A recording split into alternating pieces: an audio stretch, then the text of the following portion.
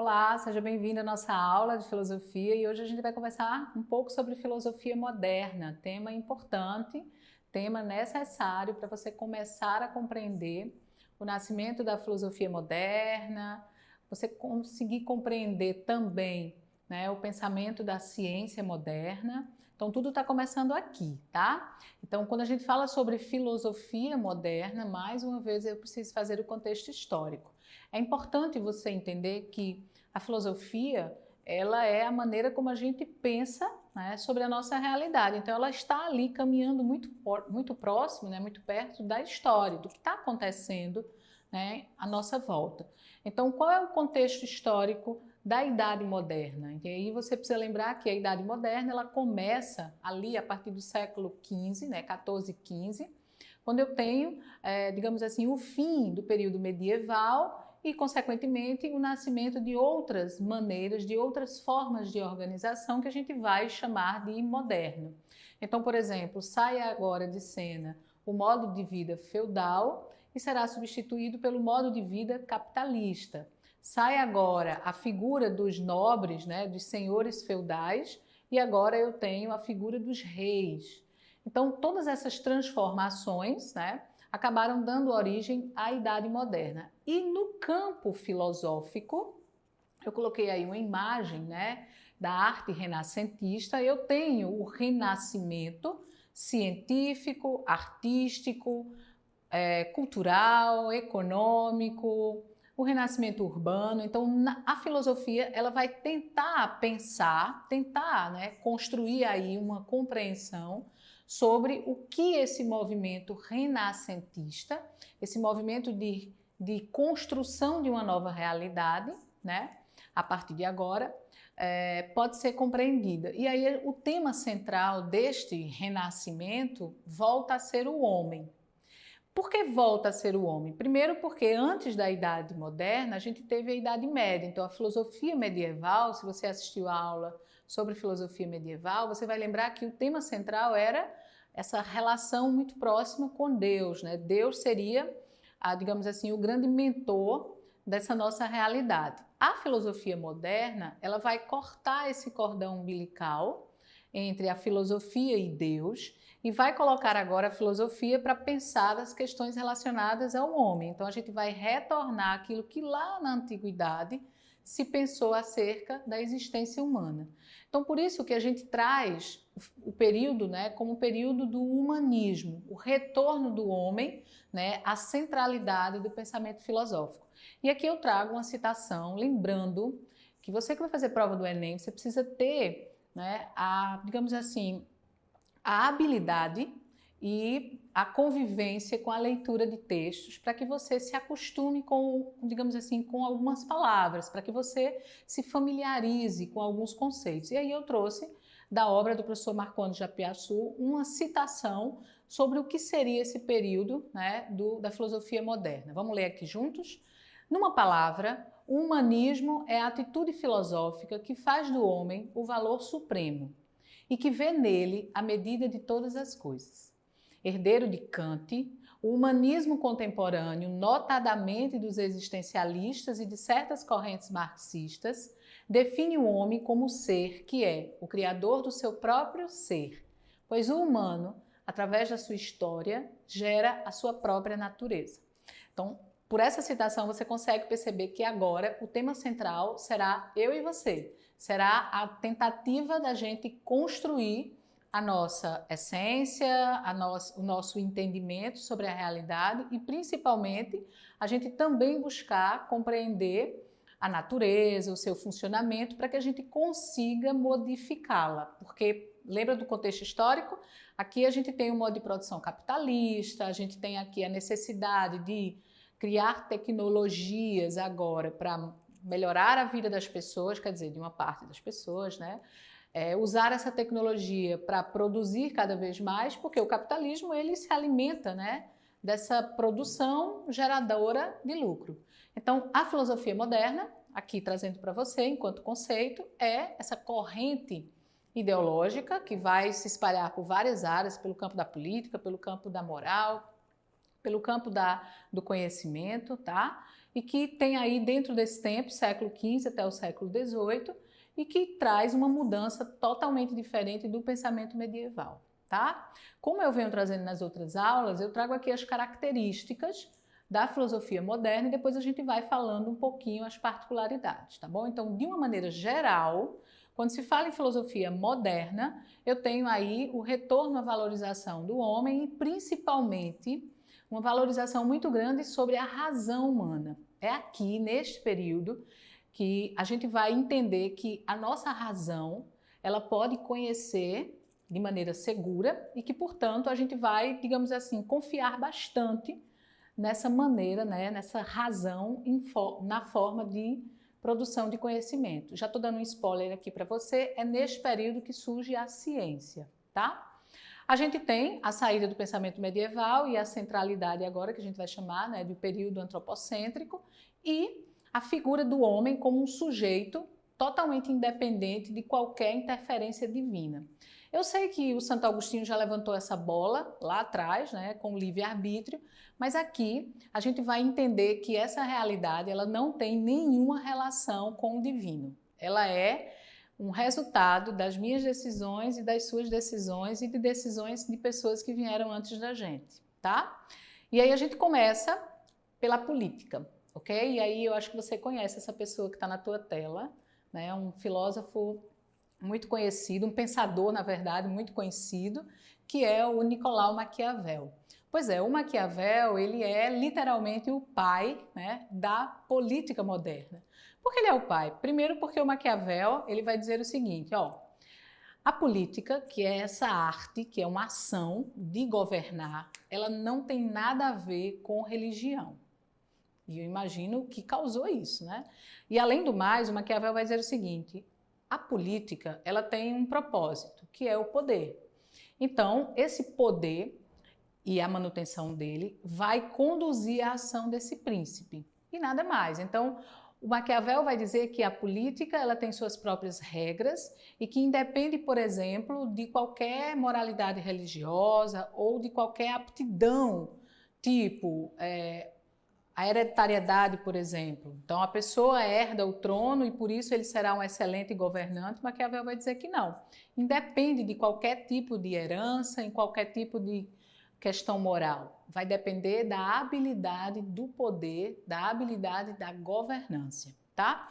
E aí eu trouxe a citação do Maquiavel para a gente reforçar a sua teoria. A política justifica-se por si mesma e não deve buscar fora de si uma moral que justifique. O objetivo da política é levar os homens a viver na mesma comunidade, de forma organizada e, se possível, em liberdade. Ou seja, o Maquiavel está dizendo que para se fazer um bom governo, não tem que buscar explicação fora do próprio ato de governar. E o que é o ato de governar? É cuidar das pessoas para que elas vivam, né, de maneira harmoniosa. Parece muito hoje, né? O olhar que a gente fala sobre política. Não tem que trazer nenhum elemento religioso. É muito perigoso a gente fazer isso, tá? E aí eu pontuei para você quais seriam, digamos assim, os temas centrais que o Maquiavel traz nessa obra, O Príncipe. Primeiro, ele vai dizer que a política tem sua própria ética, tem sua própria regra, tá certo? O conhecimento, ele tem que estar sendo colocado em prática para governar, voltado na busca pelo poder, tá bom? E, portanto, situações como bondade, virtude, nada disso faz parte da natureza do governante, que não seja a própria habilidade no ato de governar. Tem duas palavras que você precisa dominar, né, em relação ao conceito de Maquiavel sobre política, que é o conceito da fortuna e da virtude. A fortuna seria esta habilidade que o governante tem de governar diante das adversidades. E aí o Maquiavel vai dizer que um príncipe ou um governante que tem a fortuna é aquele que consegue trazer prosperidade e paz para o seu coletivo, que além de ser diferente, tem interesses também diferentes. Então isso aí seria a fortuna.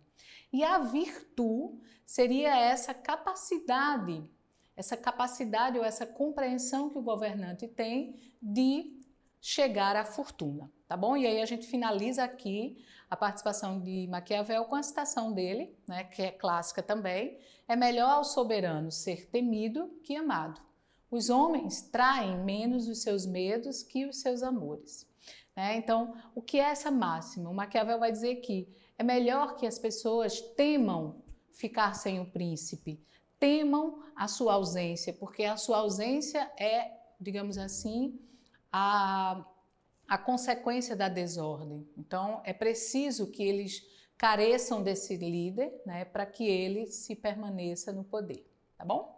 E aí a gente sai de filosofia política, depois a gente volta, né, em um outro momento, a falar sobre outros filósofos políticos, mas agora a gente vai para o nascimento da ciência moderna. E aí a gente tem a imagem representada, né, do Galileu Galilei. Isaac Newton também é um outro teórico, né, que remete a esse período. A gente tem também o Leonardo da Vinci, o Michelangelo. Então são todos tanto pesquisadores, artistas, físicos, todos eles se inserem, digamos assim, dentro desse contexto que é o renascimento científico. E o que seria, né, para a filosofia esse momento? É um momento onde o conhecimento, ele agora não tem nada a ver com questão divina, o conhecimento está centralizado no próprio sujeito, o sujeito que conhece, o sujeito que tem a capacidade de conhecer, que a gente chama o sujeito cognoscente, tá? E eu gosto muito dessa imagem que está aparecendo aí na tela para você, que é uma, digamos assim, uma aula de anatomia, e essa imagem, ela mostra para a gente que o objeto, para ser conhecido, ele está dentro dessa realidade nossa e que a gente só precisa entrar em contato com ele, tá certo? E à medida em que eu vou criando, eu vou, digamos assim, saindo do senso comum, da tradição, dos mitos em relação a explicar a realidade, mas eu vou me apropriando a esse objeto e aí, consequentemente, eu vou conhecendo. Então, o nascimento da ciência é o momento em que o homem, ele reconhece que ele tem a capacidade de conhecer e que o objeto seria toda essa realidade que está à sua volta e que ele, utilizando, né, essa sua capacidade de conhecer, ele pode acessar esse objeto.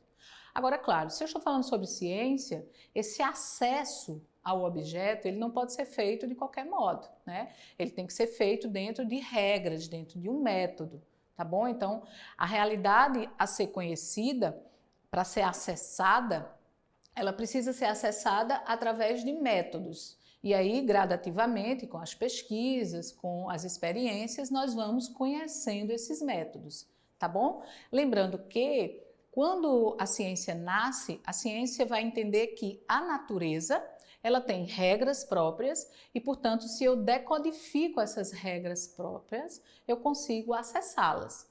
É daqui, por exemplo, que vai surgir aquela frase célebre do Francis Bacon, né, um filósofo empirista inglês, que vai dizer que quanto mais eu sei, né, saber é poder, quanto mais eu sei sobre a realidade, mais poder eu tenho sobre ela, porque aí, consequentemente, eu posso controlá-la, por exemplo, tá?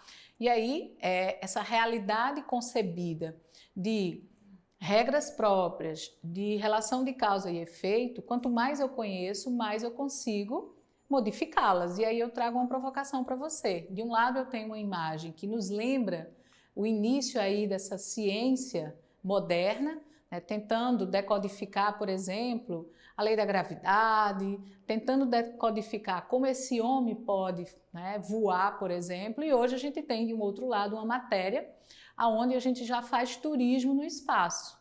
Claro, não é para todo mundo, né, mas a gente já chegou aí.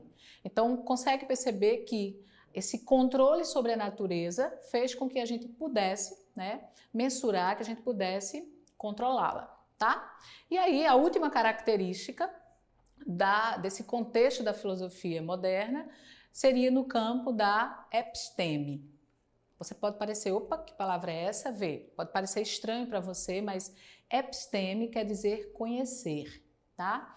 Então, epistemologia é uma área da filosofia que estuda como nós conhecemos. Então, no campo do conhecimento, além da ciência, né, que vai nascer, há também uma outra corrente que vamos chamar de idealismo, que é a gente idealizar, ou seja, construir uma linha de pensamento que produza um conhecimento seguro. Então, seria literalmente a necessidade de a gente criar uma base, onde esse homem possa pensar e conhecer a partir dela. E aí esse idealismo, ele apresenta duas grandes, digamos assim, duas grandes correntes, tá bom? Que em tese vai trazer para nós o conceito de verdade. A primeira, que é a mais conhecida de todas, é o racionalismo. Sei que a gente já falou sobre racionalismo lá atrás, em filosofia antiga, com Platão. Mas aqui a gente vai ter um outro, digamos assim, um outro momento do racionalismo na figura do René Descartes, né? O Descartes, ele vai dizer que o critério de verdade, ou seja, a maneira, a ideia de produzir um conhecimento que seja seguro e verdadeiro, é aquele que eu uso exclusivamente a minha razão.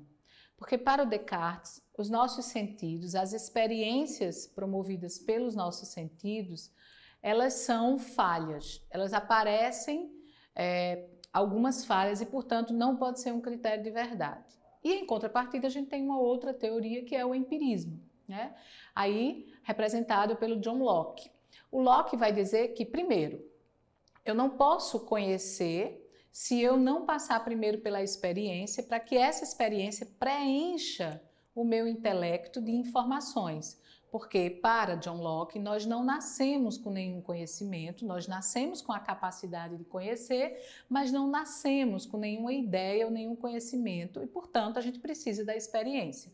Então, essas são as diferenças básicas entre o racionalismo e o empirismo moderno, tá?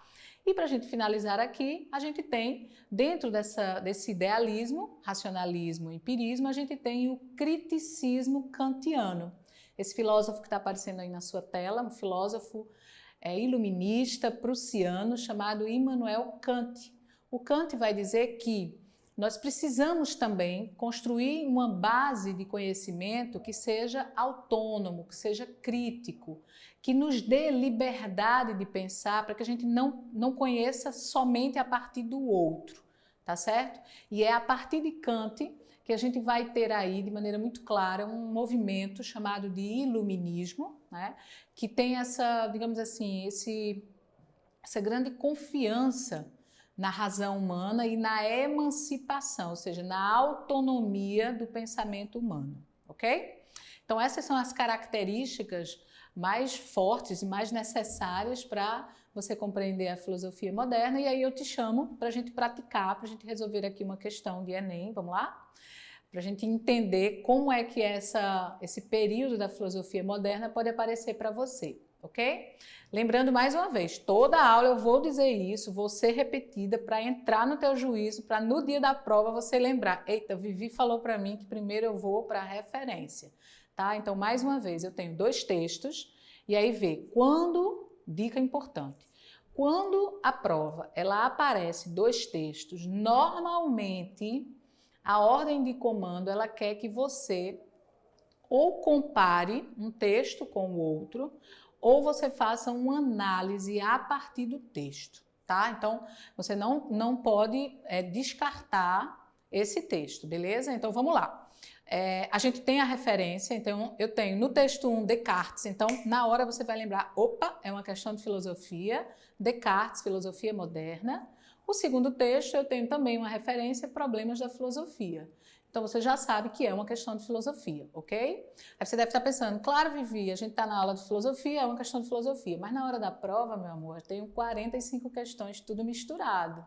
Então por isso que você precisa organizar o seu juízo na hora da prova, tá bom? E aí a pergunta diz o seguinte, os textos abordam um questionamento na construção da modernidade, que defende um modelo.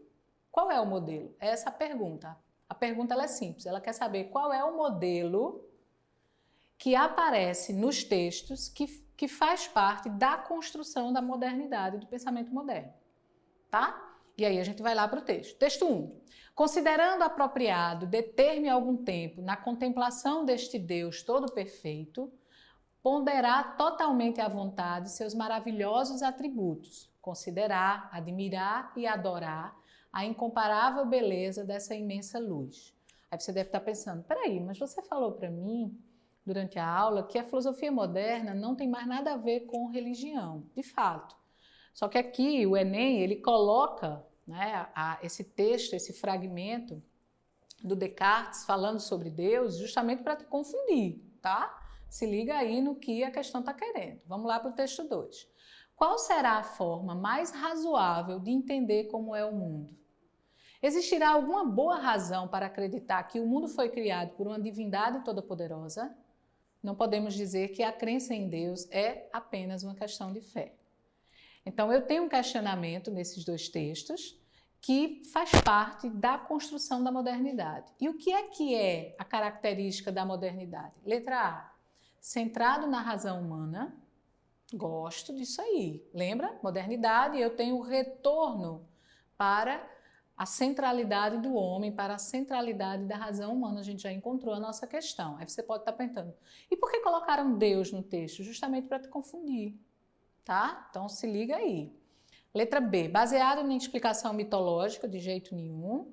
Ordenação imanista, né, algo imanente, que a gente está percebendo aqui também não. Legitimação contratualista, não estou falando sobre política agora. E a percepção etnocêntrica também não tem nada a ver. Então a gente encontra aí a questão correta na letra A, centralidade na razão humana, tá? Vamos só para mais uma pergunta, só para a gente finalizar. Vamos lá? Ó, uma questão do Enem PPL. Mais uma vez, olha o que é que está na referência, Maquiavel, o que é que vem no seu juízo? Filosofia moderna política, tá? E aí a pergunta diz, segundo o autor, a conquista e a conservação do poder exige o quê? Lembra, Maquiavel vai dizer que para ser um governante e para se manter no poder, eu preciso o quê? Eu preciso apenas garantir que as pessoas que estão submetidas ao meu governo se sintam atingidas pelas minhas ações, que eu traga para elas, né, a prosperidade, a fortuna, independente de qualquer recorte moral, religioso, tá certo? Então, cabe ao rei, ao príncipe, apenas a arte de governar. Então, vamos lá, vamos ler o texto. A um príncipe, portanto, não é necessário ter de fato todas as qualidades, mas é indispensável parecer tê-las. Aliás, ousarei dizer que, se as tiver e utilizar sempre, serão danosas, enquanto, se parecer tê-las, serão úteis. Assim, deves parecer clemente, fiel, humano, íntegro, religioso e sê-lo, mas com a condição de estares com ânimo disposto a, quando necessário, não o seres, de modo que possas e saiba como tornar-te o contrário. Eu sei que a linguagem ela é assim rebuscada, não é uma linguagem fácil de entender, mas o que o Maquiavel está dizendo é o seguinte, você pode ser um cara legal, você pode ser um cara íntegro, humano, você pode ser tudo isso, mas na hora de governar, pode ser que você precise não ser tão íntegro, que na hora de governar, diante das situações, você não possa ser tão humano. Contanto que nessa hora de governar, as suas decisões tragam a fortuna, ou seja, traga a prosperidade para o seu reino. É isso que ele está dizendo. Então, para conquistar e se conservar no poder, o que é que o príncipe precisa? Vamos lá, letra A. Flexibilidade na moral, ou seja, você pode ser, mas em determinadas situações você pode mudar. Olha aí a nossa questão. B. Retomada de valores cristãos. Não, Maquiavel quebra, né, a interferência da igreja no ato de governar. C. Uma consulta periódica aos cidadãos. Não, não, não. Isso é depois de Maquiavel, lá depois da Revolução Francesa, a ideia, né, da soberania popular. Não tem nada a ver agora. D. Adoção de um imperativo categórico. Não, isso é Kant. E letra E. Liberdade incondicional ao estadista. Isso aí seria regimes autoritários, absolutistas. Também não tem nada a ver. A gente encontrou a nossa questão correta, letra A. Né? O príncipe ele tem que ser flexível, contanto que ele mantenha o poder, tá bom? É isso, a gente finaliza a nossa aula, espero que você tenha compreendido. Filosofia moderna é muito importante, não deixa de revisar, não deixa de responder mais questões, tá bom? A gente se vê na próxima aula.